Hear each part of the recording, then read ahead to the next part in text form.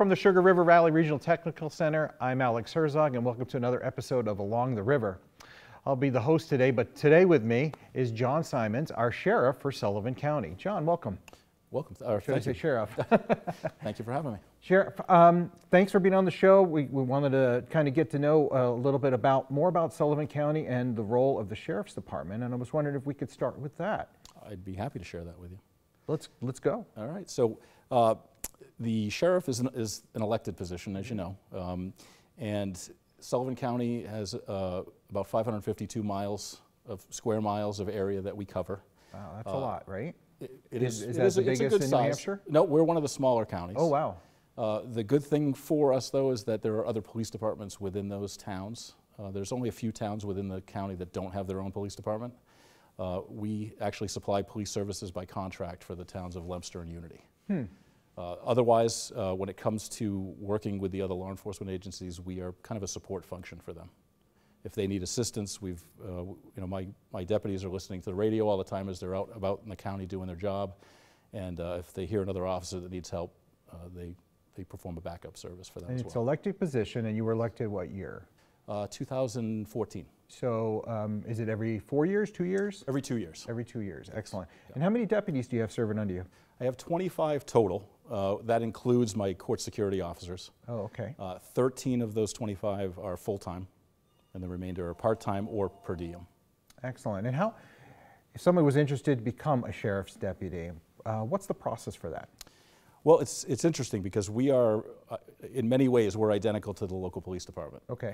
So if you wanted to work for the sheriff's office, there's an application process. They would apply just as well as they would with the local police.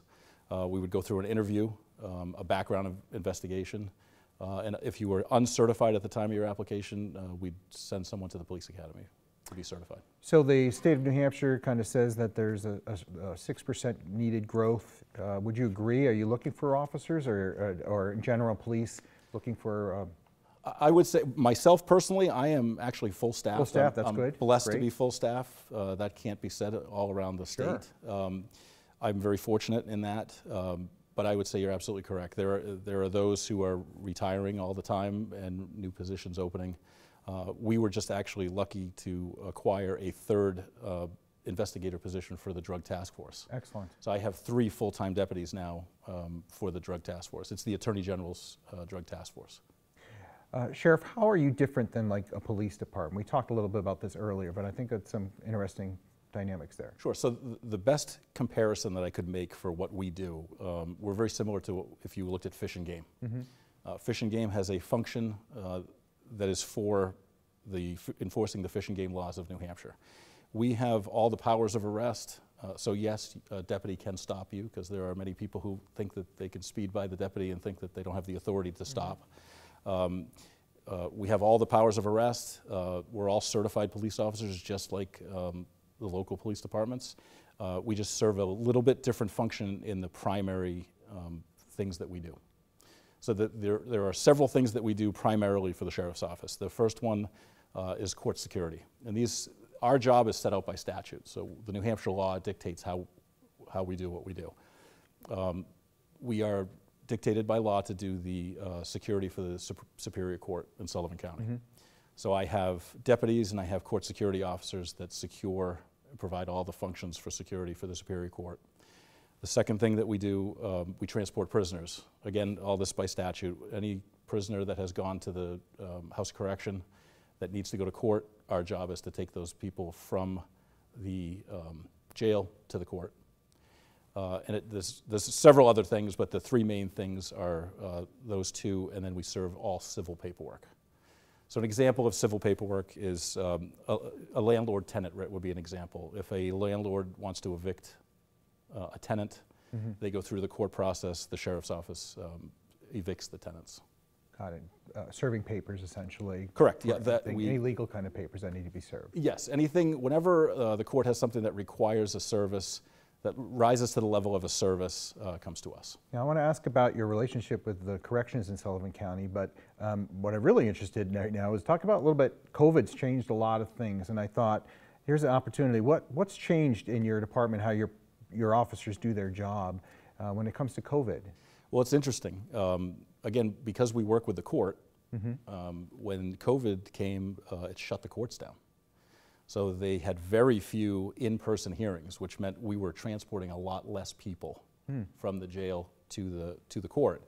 And the hearings that they did have were electronic. So at the jail, they have a camera system and a monitor, and at the court, they have a camera system and a monitor. And I mean, COVID brought out Zoom meetings. I had never been a part of a Zoom meeting before COVID. And what happens now is the defense attorney and the prosecutor can all be sitting at their own desks in their own office. The inmate is up at the jail, and the judge is in the courtroom, and they bring everybody together and they can have a hearing that way. So it really dramatically reduced the amount of transports we were doing. Civil paperwork changed a little bit. So that's one of the things the deputies are out doing all the time is when they come in the morning, you know, they look at what part of the county they want to patrol that day. So they take the paperwork that's separated by town, and they will assign themselves to a certain part of the county. They'll serve the paperwork on that side of the county. But also with the less transports, they're doing a lot more patrol. So they're serving the same function as a patrol officer in a small town. And something we found out that was pretty interesting is that a sheriff, most states, the sheriff in that county would supervise corrections. Correct. But that's not the case in New Hampshire. No, we're very unique. I believe there's only 2 or 3 counties, or 2 or 3 states where the sheriff does not oversee the Department of Corrections, and New Hampshire is one of them. Wow, interesting. But we have a very good relationship with the Department of Corrections. Yeah. Probably seeing them all the time by transporting the inmates and such. So I'd like to talk to you a little bit about your drone grant. I read something recently about that. Tell us what's that all about, and what are you planning on using these for? This is a fantastic thing. So as I said before, one of the things we try to do is be a support service for the local towns, the local departments. And my chief deputy, Jeremy Wilson, came to me probably a year ago and with this idea. And he had mentioned, you know, this is the way of the future. We're seeing grants, we're seeing drones in law enforcement all over the country. I think this would be a good thing for us to do, to be a service for the county. And in his own research, he talked to fire chiefs, he talked to police chiefs, and they said if we had a drone program and we could supply you an aerial view of these scenes that you're working, would that be something you'd be really interested in? Right? And overwhelming support for it. So it is his program.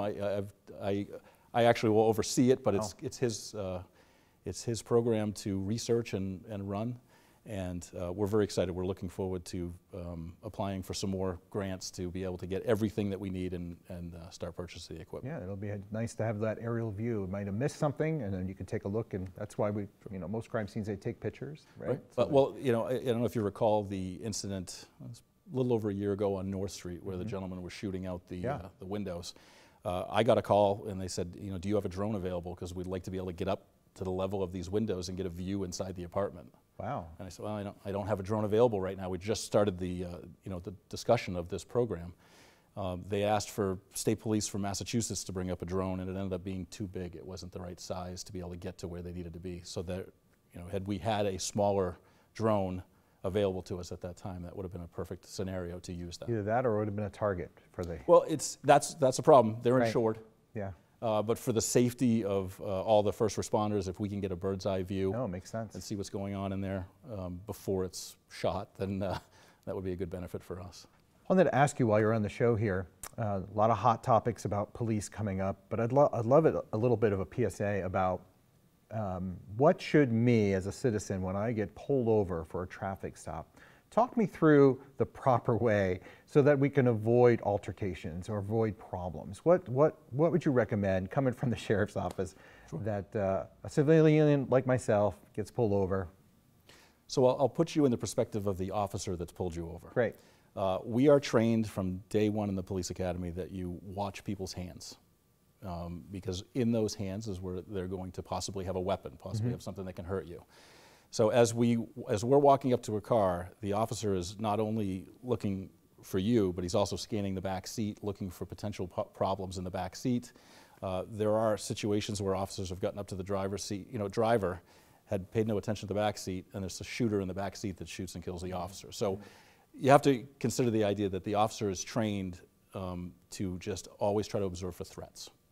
The best thing that a person can do is just have their hands readily available. What's recommended is that sometimes you put them on the steering wheel. You don't necessarily have to put them on the steering wheel, but if the officer walks up to the window and you're digging under the seat, that's immediately keying in that officer's head, what is this person digging for? This is a potential problem. So obviously they don't want to hurt anyone. They want to have they're happy to have an open discussion. Right? Absolutely. So they want to have an open discussion with you. If you're reaching under the seat, they may say, hey, get your hand out from underneath the seat, and what are you looking for?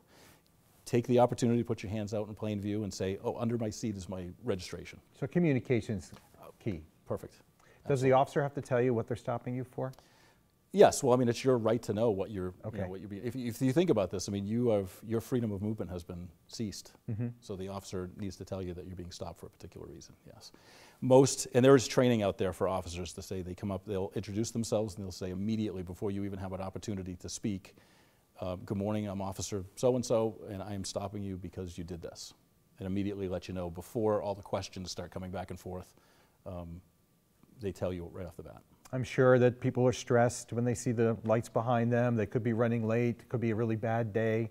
But the key thing is good communication, being cordial, being polite as much as possible, right? I would say being polite and cordial goes a long way because you have to remember we're humans as well. And if somebody starts immediately, screaming at us and swearing at us as you're approaching the door, how do you think the officer's going to, respond to that? We're trained to take it and let it roll off our back. But again, we're people just like everyone else. So that's really great advice. Thanks so much for that. And I hope somebody got something out of that. So how long have you been a police officer in Hull? I started in 1989, so this is 31 years for me. Excellent. Wow. That's a long time in law enforcement. You must see some pretty cool stories or have stories or see some pretty cool stuff in that year. Yeah, there's some crazy stuff we've seen over the years, yeah. Awesome. And most of that career was here in Claremont area. Yes. So where did you, before you became sheriff, where were you? Well, there's a few different jumps, so I'll try to be clear. I started in the town of Sutton back in 1989. From then I worked for a couple of small departments over in the Lake Sunapee area. But each officer wants to advance in their career, or most have the request of themselves to advance in their career. So I looked at Claremont as the opportunity to go to a place that was going to be busy. And I came here to Claremont PD in 2000. Oh, wow. Okay. That's what brought me over here. I think it's important for the sheriff or any officer, that community policing model that I heard about so many years ago, still coming back around. I think having those relationships in the community is always helpful to prevent crime and keep things safer. Yes, and one of the benefits that I have as the sheriff, and as a sheriff with this many communities to serve, is that I've had the ability to be a small town police officer. I understand what it's like to be an officer in a small town, and I also understand what it's like to be an officer in a larger community like Claremont. Excellent. So when I deal with the selectmen in the smaller towns or citizens in a smaller town, I can revert right back to the way it was when I first got into police work, and I can understand exactly what they're dealing with. I look at it as a great benefit for me when dealing with the different police strategies for different communities. Great, excellent. Thank you so much. Is there anything else that you want to talk about, promote, that the Sheriff Department's doing right now that you would like to share with people? Yeah, well, I'd like everyone to know. I mean, one of the things I'm very proud of is I'm very proud to be the sheriff here in Sullivan County. And one of the things that I have tried to do, we've been very successful at doing this, is we buy and use the products that are made here in Sullivan County. Excellent, that's great. So we have Ruger in Newport. Right. We carry Ruger firearms. We have Whalen in Charlestown. We have Whalen lights. I insisted when I became the sheriff that the only lights that were going on our cars were ones that were built by our people in this county. That's great. Our next fleet of vehicles, we are expecting 6 Dodge Durangos that are about to come off the line here very shortly and be on the road. Those came from the local Dodge dealership here in Claremont. And when I spoke to the commissioners and the budget committee about why I wanted to buy them here, I said they're being sold. The money is going right back into our own economy. So that's something I've been very, very fortunate to have the ability to do. The fact that we have those 2 Ruger and Whalen in our community and to use their products are really a great way to support the people of Sullivan County. That's great. Thanks again for coming on the show, Sheriff. We really appreciate having you on here and sharing some insight. Maybe we'll have you come back in a couple of months and report back and tell us about that drone. I'd love to. I appreciate the opportunity. Thank you. Ends another episode of Along the River. I'm Alex Herzog, the host. Today with me, Sheriff John Simonds. And thank you, and we'll see you around town.